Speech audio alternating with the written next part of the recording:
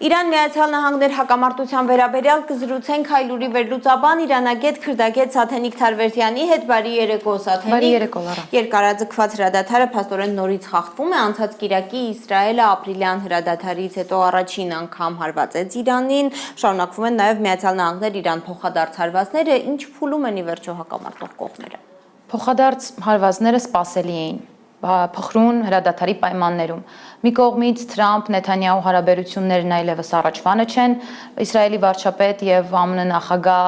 վերջին կոշտ հեռախոսազրույցից հետո եւ կարծես Իսրայելը փորձում է ազդել եւ խոչընդոտել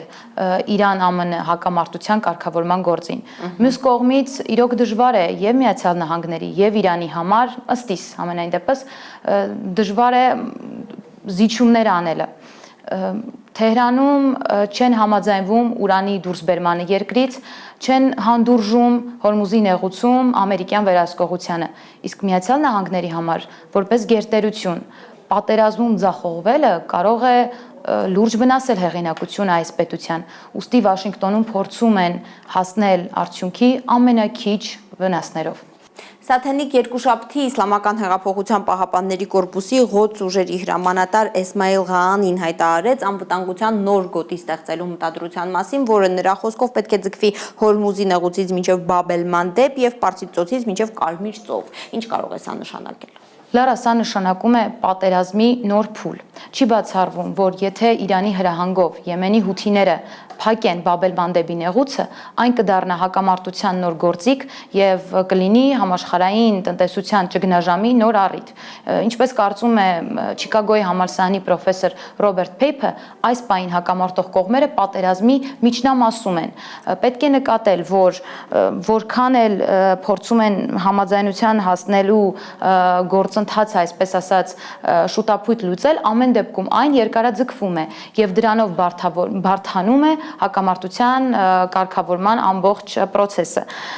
Համենայն դեպս կա տեսակետ, որ եթե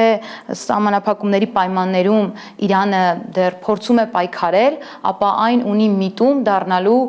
համաշխարհային 4-րդ գերիշխող ուժի՝ Չինաստանի, Ռուսաստանի, Միացյալ Նահանգների կողքին։ Սաթենիկ, այսինքն դեռ առնվազն 5 ամիս, մոտ կես տարի կարող է շարունակվել պատերազմը, ճիշտ եմ հասկանում։ Լարա, չի բացառվում, հնարավոր է, որ հենց այդպես էլ լինի։